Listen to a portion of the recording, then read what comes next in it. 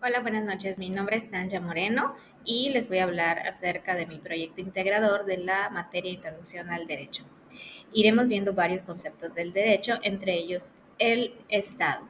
El Estado es una organización política con el poder de administrar un territorio para garantizar el orden, la seguridad de todas las personas que viven en él. Por otra parte, la Constitución, nuestra Carta Magna, es la ley más importante en nuestro país. Se encarga de las normas relativas a los derechos humanos, la forma de gobierno, los poderes y órganos del Estado mexicano en todos sus distintos niveles. Recordemos que existe el Ejecutivo, el Judicial, etcétera.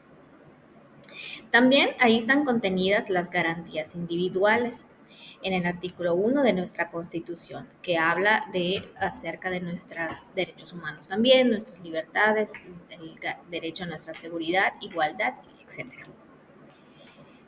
La soberanía, por otra parte, es la suma del poder político supremo e ilimitado. Esta autoridad reside en la nación, en el pueblo, en el Estado mismo y también está contenida en nuestra Constitución.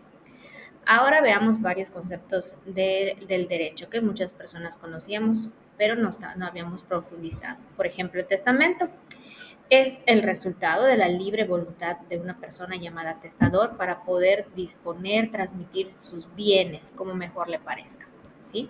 Sus casas, terrenos, cuentas, etcétera. Existen dos tipos grandes de testamento, el especial y el ordinario. Dentro del ordinario se encuentra el más conocido, el hológrafo, el que se puede hacer a puño y letra, ¿sí? Y en el caso del especial, por ejemplo, el privado, militar, marítimo, soldados que van a la guerra, o marinos en alta mar, el capitán del barco les resguarda su testamento. La sucesión es diferente porque además de bienes, pero también podemos transmitir a otra persona derechos y obligaciones mediante una disposición legal. Dentro de esas obligaciones que que se pueden hacer mediante la sucesión, están las obligaciones, que es una relación jurídica entre una persona que se llama acreedor, le puede exigir a otra persona llamada deudor la satisfacción de una prestación que consiste en dar, hacer o no hacer algo, ¿sí? Y aquí están los elementos. Ahora bien, las obligaciones se pueden dividir según su modalidad, ejemplo, en pura y simple, según su objeto, de dar, de hacer, de no hacer. Un ejemplo rápido sería de hacer un servicio, por ejemplo, de entregar un producto o un servicio, según la pluralidad de objetos en una comunidad o en solidaridad. ¿Cómo se pueden transmitir las obligaciones? Como una cesión o asunción de deudas o una subrogación.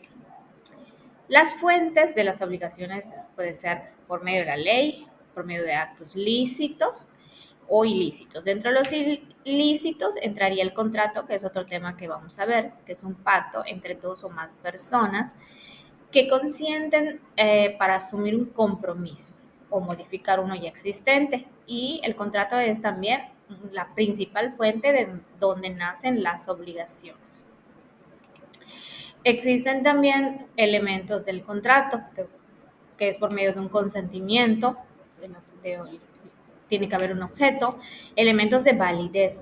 Bueno, acá me detengo un poquito en el consentimiento. En el caso de mi labor, nosotros tenemos que entregar un consentimiento informado para poder hacer evaluaciones psicológicas, que en este caso es lo que yo hago a nuestros usuarios. Para que sea válido un contrato tiene que haber capacidad legal en la persona mayor de edad o que no tenga alguna incapacidad mental, por ejemplo, ausencia de vicios, que no esté obligado, no sea por medio de violencia, que sea lícito, que no haya nada ilícito en esa situación, la forma, que tenga las firmas correspondientes ante notario, etcétera. Y acá hay otras definiciones, tipologías del contrato. Aquí podemos ver esta parte de cómo se clasifican también los tipos de contrato, ¿no?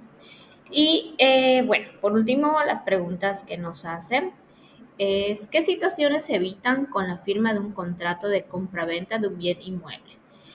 Bueno, esto es muy importante porque ahí queda establecido, por ejemplo, en la compraventa de un auto, se puede incluso también firmar la carta responsiva, se fija la cantidad a pagar, cuándo se va a pagar y todo queda por escrito y estipulado, ¿sí?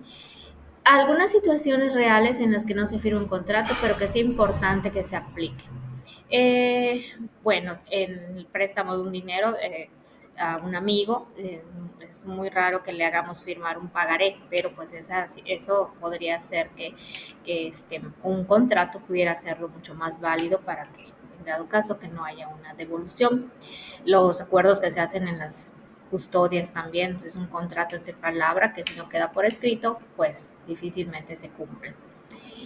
Y por último, conforme a lo visto en el curso, emite una opinión en la cual exprese si consideras que la existencia de un documento permite hacer exigible cualquier obligación. No necesariamente, porque no solamente porque esté por escrito pudiera ser pues falso, ¿no? Ahí entran peritos en grafología y otras cuestiones que pudieran hacerse para resolver el tema. Muchas gracias.